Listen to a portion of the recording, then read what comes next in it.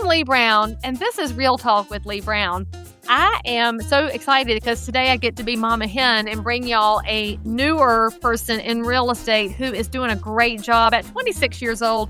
Justice Bigot from Florida. He is from the Eastern Orlando area of Winter Park. If you are new to real estate, you need to hear his story. And if you are long in the tooth like me, you need to hear this story as well, because we should all have a little bit of hope, optimism, and some good sales ideas. So here's Justice, and I'll see you on the other side. All right. So today I've got for y'all somebody who persistently came after me to come on the show. And if I know anything about people that make it in real estate, it is that they are persistent when they want something to happen, but they are persistent with professionalism. And so I've got Justice Bigot here to join us on the show. Justice, welcome to the program. Thank you for having me. Hello, everyone. I appreciate being here. Super excited for you to introduce yourself to my audience. Tell them where you're located, what you do in and around real estate, and a little bit of a snapshot about who you are. Okay. Yeah. I'm currently located here in Winter Park, Florida, so a little bit north of Orlando. I've been in real estate about 4 years now. I'm working on my broker's license. I just recently released a book. And so I'm just here to network, meet new people, and just learn more about real estate and have a real conversation. So what were you doing before real estate? Is this your first career? Because you look a little bit younger than the average realtor. Yeah. So my birthday was actually yesterday. So I just turned 26. So my 26th birthday just passed. Happy birthday. Thank you so much. And prior to real estate, I was at Toyota. So I was in car sales for a while. And I talk about that a little bit in the book. It was like the Wild West. Car sales can be the best of times and the worst of times. So I did that for about 2 years. And prior to car sales, I was at NCR, so a tech project manager. And this was during COVID. And so during COVID, they had layoffs. We weren't allowed to go into the office. And so I had to make a transition. And after that, I got into car sales. I'm just going to notice that my connection glitched twice when you mentioned COVID and not being able to go into the office. And so, big brother, whoever you are, we're not casting judgments right this minute. We're actually just talking history, but okay. So wait a minute. You were in a tech job that got laid off during the COVID, but during that period, we were all using more technology than we've ever used in our lives. That's kind of interesting to me, because I would have figured that would be more likely in public interaction environment than in IT. Yeah, no, that was my dream job, to be a tech manager and all that. It was doing an internship program. And so we had the interns working full time. And I think we were filling in for the other project managers. And then once that COVID hit, we weren't able to be converted full time. Mm-hmm. And I'm really curious about the time you spent at Toyota in sales, because obviously that's upper end. That's not a grinding out the cheapest possible cars. You're selling a product that's designed to last, has a higher quality level, higher perception there. What were the top things they taught you when you came in there cold as a salesman to help you be successful, or did you have to learn it on your own? A little bit of both. I think in any business, especially real estate, there's tricks of the trade, of course, this thing that your manager will teach you and you pick up. But they just told you just to smile and dial. I remember that every day for my sales manager. Pick up the phone, smile and dial. Even if you don't want to be there, if you don't want to make the calls, you're calling about someone's lease that's going to expire, the new Camry that just came out. But it teaches you almost like the military, honestly, about, okay, this number you have to hit. This is the follow-up, the CRM system. So that's where I got really my foundation and the grit to just number game. Some will say yes, some will say no. Just serving and figuring out, okay, how to qualify a lead, not to judge people. You never know who's buying a car or not buying a car, like great credit, who doesn't have great credit. So it's all those little life lessons. And even when you go on the test drives, you're learning about a family in a quick snapshot, but it allows you to really connect with them. And so it changed my life. It did. And I wouldn't expect that. I never grew up thinking I wanted to sell cars. Car salesmen have a bad reputation sometimes. That used car salesmen, that quote. So I just didn't really think about it. But being able to, quote unquote, create your own destiny, that helped too, because sales, what you put in and what you get out. So that really changed my life too. And I was like, okay, what else can I sell after this? Okay, so of all the salesmen that were at your Toyota dealership, Justice, how many of them were doing what you were doing, smiling and dialing and crushing for the metrics? Was it all of them, or was it just a few? No, it's not all of them. And it taught me another lesson because I was probably 20 going to 21. And so this was like my first real job. I made like 10,000 in 1 month. And so that really showed me, whoa, okay, there's money here. But there's different tactics. There's salesmen who only get referrals, sphere of influence, kind of like real estate. People know them from the community. You got your new guys who make the calls. I was one that would stay outside all the time. And then unless it was raining, but there was even sometimes it was raining, I was outside with an umbrella, just waiting for someone to pull in. But it's a high turnover rate. And it taught you that some people complain, some people stick it out. I say that with real estate. Some people are licensed for a year or two. They don't stick in the business. High turnover rate. Some will, some will. So you can complain or you can just keep going. Like, why is this person selling 20 cars in a month? And why is this person selling maybe two? And so we're all here at the same 12-hour shift, you know? So it just teaches you, okay, I'm going to choose that destiny versus complain and blame everybody else for why this didn't happen. And there's no salary. So either you want a check or you're going to have to figure it out, you know? So I learned a lot. Okay, so before everybody that watches this thinks I set this up, because y'all know I'm always talking about calling people, especially the people that are saved in here. This is your sphere of influence. If you're not doing it, guess what? There's a justice out there who's calling people who's probably going to talk to somebody you think belongs to you because you were over here complaining. And so I love that you're just talking about the different pathways in there. And it holds true and it always has that the people who are taking positive actions are going to see positive outcomes, even if it might not be today. Real estate is a much longer sales cycle than cars. What was the biggest transition there? Because if you're waiting on the lot and somebody rolls in that just had their car died, and they're like, "Screw it, I got to buy a car today," and you know they're buying on the spot, as opposed to real estate where it's, "Well, we're thinking about upgrading," and they're 3, 4, 6 months out. How did you manage that transition? Did you have savings set aside, or did you just go all in and say, "I got to sink or swim"? Okay, yeah. So I took out my 401k. I did. I know a lot of people are against that, but even because I was young, single, I didn't have any dependents. So I just like, okay, I want to go back to school. And so I took my real estate class and I had a good cushion. And this is the thing, as a car salesman, I got like a Mustang at the time. And so I had a high car payment. So I was a young guy just living my life here in Florida. But I decided to try to kind of transition. So I had sold a car to a realtor over in the villages, like the retirement community, and her tax return was like $300,000.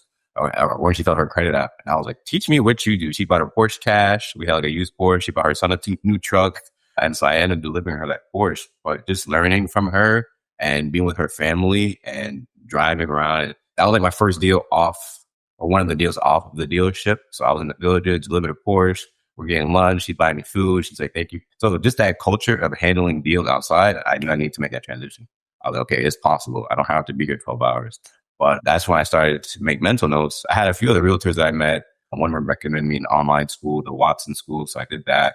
I just kept in touch with them, kept their numbers, kind of was planning a transition. Because the dealership's hard, man. Your destiny is almost limited to the inventory. I know here in Orlando, we have limited inventory. There's always an inventory thing, but no one can really control your destiny as much as the dealership, depending on how many vehicles we get in. Especially during COVID, we had maybe 10 cars total because of the chip Right. shortage and stuff.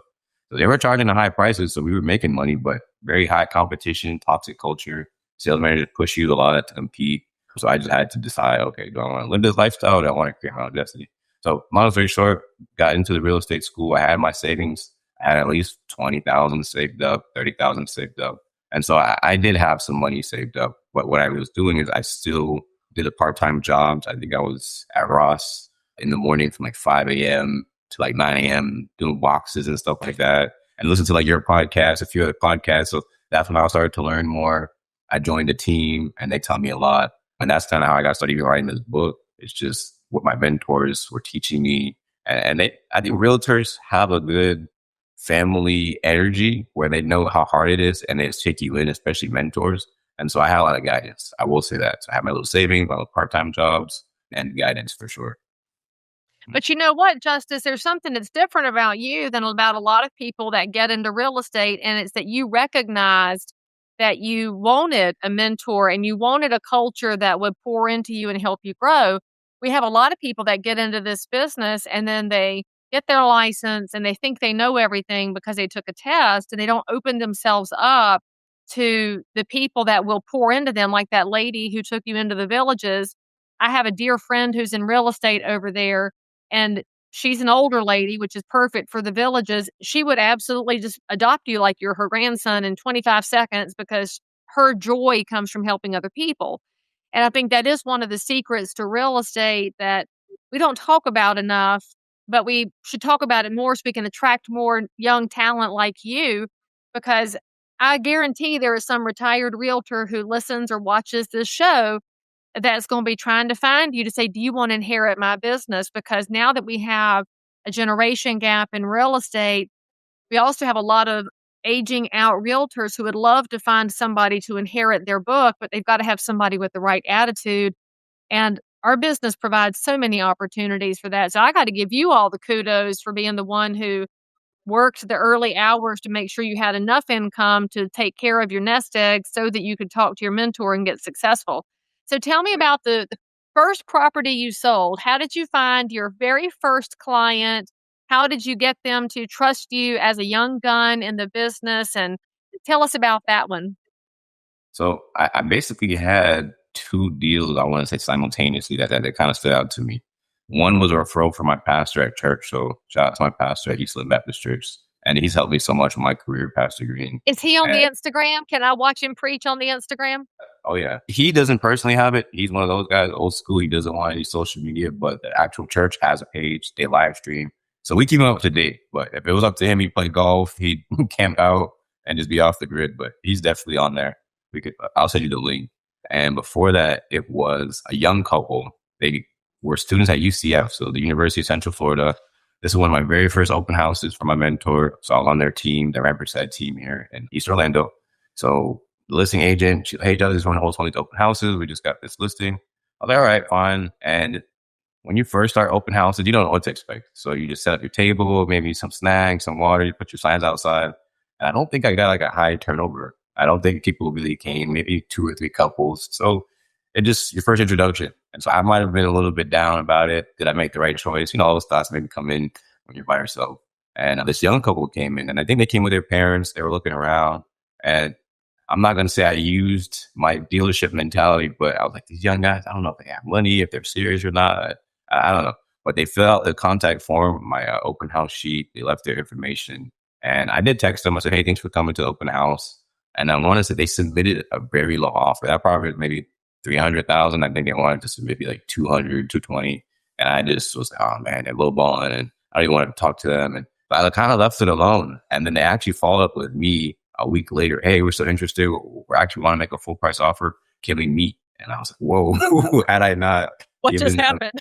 had I not given them the sheet, had I not texted them and made contact at least, I could box that deal. And so I ended up meeting with them. They came to a buyer consult in the office, and we hit it off. And we did a presentation. My mentor showed me how to basically do a meeting, learn and qualify, what location, what price. And turns out he had an inheritance from his grandfather. She had a check from a settlement. And so they cash buyers.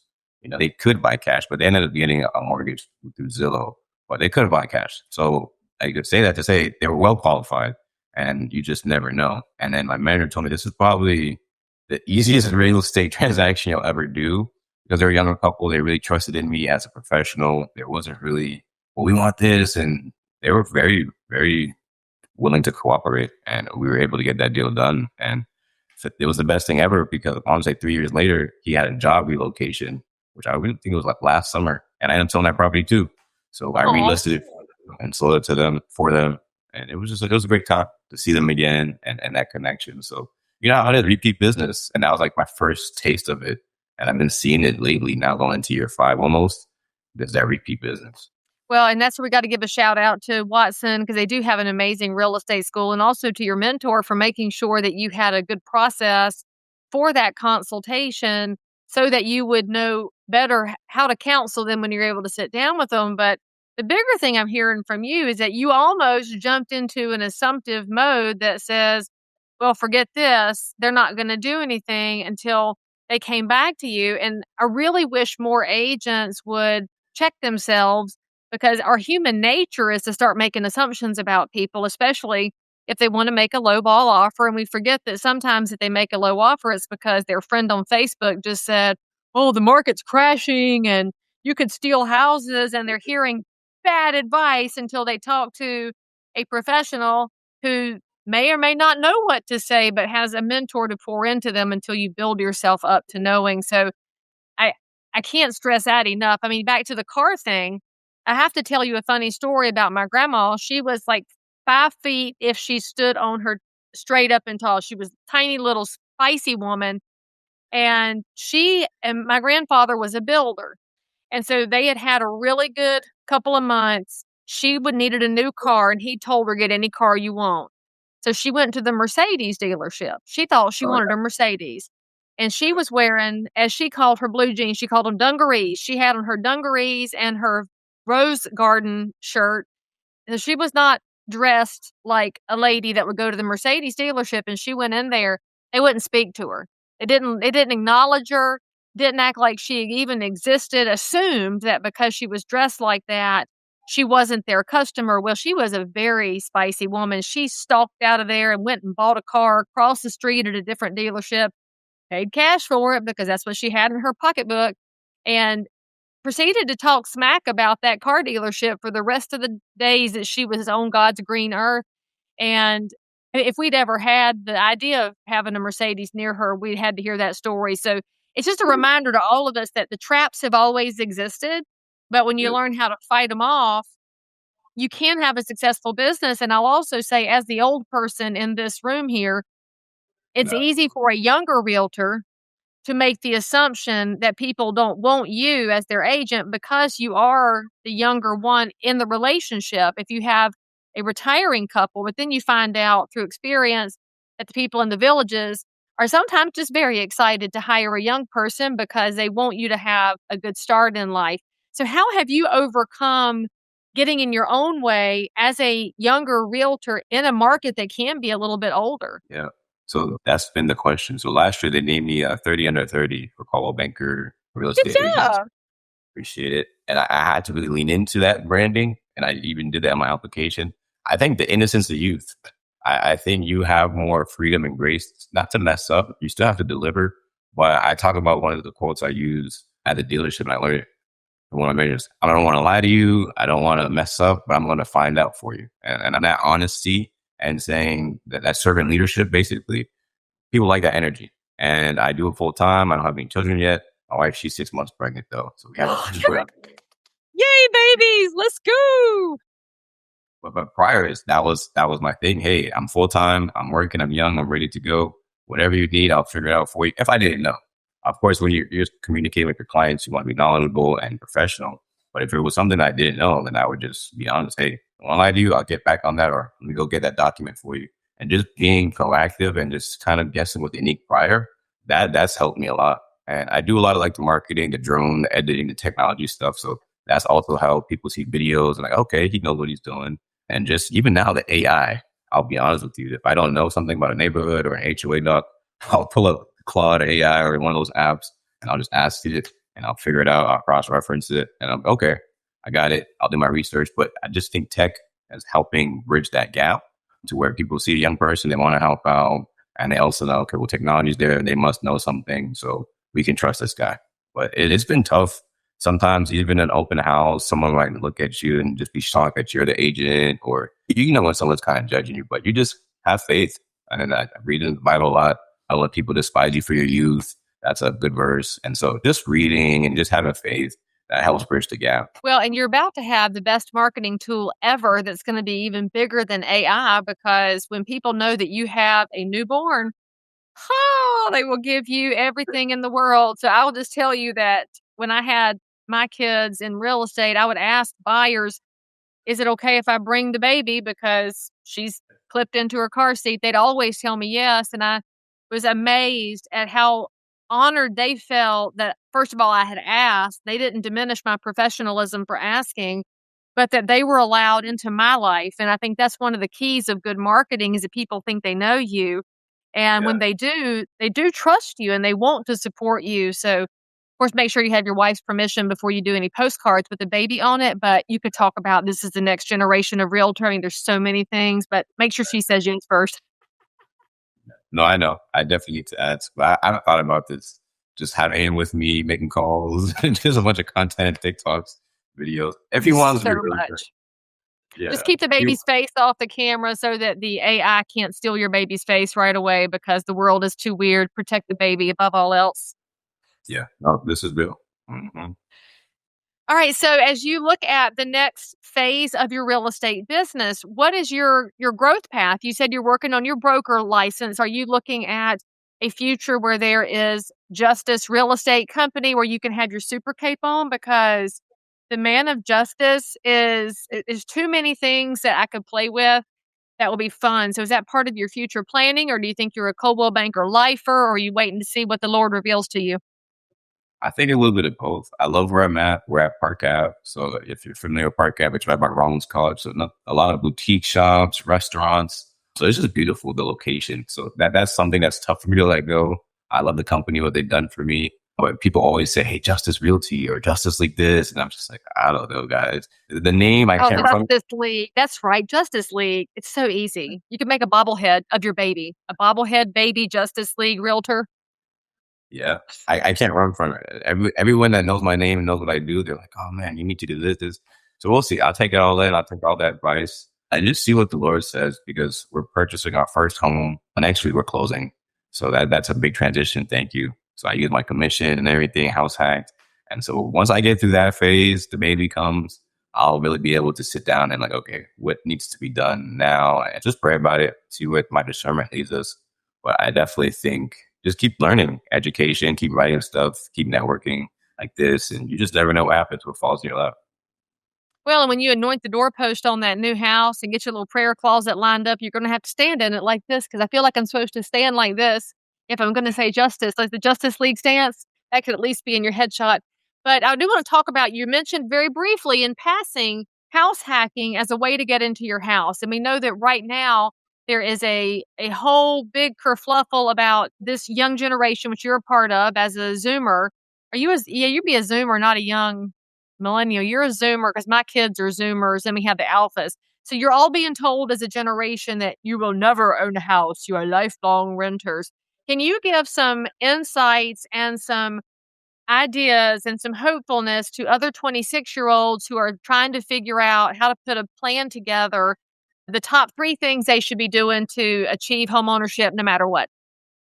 Yeah, I definitely think this is something that I've gone back and forth with over the years. But I definitely think diversity is a great thing. And I say diversity because I like the cryptocurrencies, the digital assets, like the Bitcoin and things like that, investments. I'll put some of my commissions into that just so it doesn't have to sit and you can get some good returns. It's volatile, but I'm not trying to take it out anytime soon. So I can kind of ride those waves. But I definitely think having real estate, just different assets. I like Rich Dad Poor Dad. That's one of my favorite books. And so a home is an asset. And so just investing early because you'll never really have the same market. I know people want to wait for this and this, but you can always wait and things may not go how you want it to go. So I just wanted to get in, me specifically for my family. And I talk to my friends all the time about this because some of them don't have kids or not married or the same age. But I have a buddy with a VA loan and he's on disability as well. So he's getting that income. So we're like, dude, you should be able to get a house. But I think having stability, one, if you like where you are, I definitely think I'm going to be settled for a while now with the family. So I like where I am. So I felt more fulfilled to invest in that home. I'll be living there. We can rent it out later after the fact. But I think just do it. Having that stability and there's a pride to it. You may not look at the numbers and say it's the best return on like percent wise, but there's also, I believe, emotional returns, there's spiritual returns. There's the having that pride of having a home, at least as a man, I'll say for sure, take care of my family. And so that allowed me to make more income. My mortgage payment will be a little bit higher than what I'm paying for rent. So I'll keep working harder. I raise the bar just a little bit. So I think there's not so much number returns, but there's also growth returns. And yeah, I think we got it for 217 and the appraiser came in at like 230, 40 or something like that. So there's equity. So it's just finding the right deal. I'll say find you a nice realtor or do some research and just find a good deal. And all my buddies like, wow, we didn't know you could get a house in Winter Park for that much. And that's a nice townhome. And So there's deals out there. You just have to be able to negotiate and just be persistent and do your research. But if you look at the news, like you said, Facebook or whatever online, and just see someone's uncle talking about the market, you're not going to get the most accurate information. So that's why we have realtors, we have licenses, so we go to meetings and we learn. And it's why you want to talk to people that are in the zip code that you're in, because if your information is coming from somebody in the Bay Area, that has no application at all to Winter Park, Florida, but you can absolutely bring it home for them. And you're living out the American dream in a way that I hope some young people watch my podcast to get some ideas here for getting started with families, having some babies, buying a house, and building a huge brand of their own right where they want to be. So I love that. So anything else you want to share with my audience before I let you get back to your trajectory here of the Justice League? Yeah, the only thing that I've been working on and I've been just trying to communicate more is I wrote this book here. It's called Like, Value, Trust. And so my whole life, honestly, has just been about building likability with people, providing some type of value, whether you're young or not, and then having them trust you. And in real estate, just in sales or just life in general, you have to have people that like you. Some people might like you, some people won't. And I think that's the one thing people have to kind of get over. Some people want to work with someone who's a Spanish speaker. Somebody wants to work with someone who grew up where they grew up. You have to kind of maximize your effort, but you can't force people to work with you or like you. The value is different for every person. Some people are numbers. Some people just want the emotional part of it or just a fun home. And then trust, if you show consistently, if you mess up, own your mistake, apologize, and just keep doing it over time. And then you can earn income. And that's been my whole brand, my whole method since I'm a younger agent, but I've closed some deals. So that's just what I want to teach people. It's like a 60-page book, and I just give testimonies, some quotes, some Bible verses. That's what's been helping me. And I feel like if I was a younger person or any person of any age, I need to know, okay, what works for that guy? And let me try that out. So that's how I am. So is your book available on Amazon, or how can people buy a copy of it from you? Yep, it'll be on Amazon, or it is currently on Amazon, Like, Value, Trust by Justice Bigot. And don't worry, friends, I'm going to include a link in the show notes for this episode straight to Amazon so you can go buy a copy, and we'll include all of Justice's social handles so you can follow and network as well. And frankly, find a young agent in your market if you're a medium age agent and introduce them to Justice so that we can help this next generation really build some support networks and replace those of us that are older when we're ready to go. Justice, I'm so glad that you reached out. It's so nice to meet you on the podcast, and I appreciate you bringing so much optimism and great insights with the audience. It's very appreciated. Thank you for having me. I appreciate it. All right, guys, make sure you reach out to him for your Orlando area needs, especially East Orlando, Winter Park, and help him buy and sell some houses. But then also hit the bell to subscribe, say something nice about Justice in the comments, and I'll see you next time. Well, friends, if that episode made you laugh, think, or shout, "Oh, my!" go ahead and smash that like button, hit subscribe, and turn on that little tiny bell so you don't miss the next round of Real Talk with Leigh Brown. You can also find me on your favorite podcast app, so whether you're in the car, at the gym, or dodging your inbox, I've got you covered. And hey, if you've got a story too wild to keep to yourself, send me a message because you just might be the perfect next guest. Thanks for hanging out with me. I'll see you next time right here where real estate gets real.